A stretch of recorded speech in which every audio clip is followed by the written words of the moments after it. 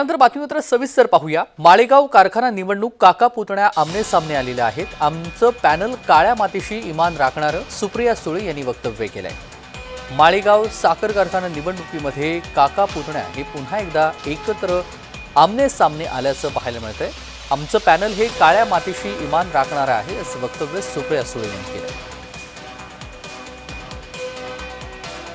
सभा या खरं तर साधारणपणे साहेबांनी आणि मी इतक्या वर्षात कधीचे इलेक्शन लढायचा तर विषयच नाही, पण आम्ही नेहमी शुभेच्छाच दिलेल्या आहेत आणि साधारणपणे अनेक वर्ष निवडून आलेल्या पॅनलना ताकदीने केंद्रात आणि महाराष्ट्रात मदत, आणि या एकट्याच नाही, महाराष्ट्रातल्या सगळ्या सहकार चळवळीला आदरणीय पवार साहेबांनी 7 दशकं ताकद दिली आहे। साहेब कधी त्याच्यात लढलेले पण नाही आणि त्यांनी कधी लक्ष घातलेलं नाही, आणि तेच आम्ही आजही करतोय। हे कष्ट करणाऱ्यांचं पॅनल आहे।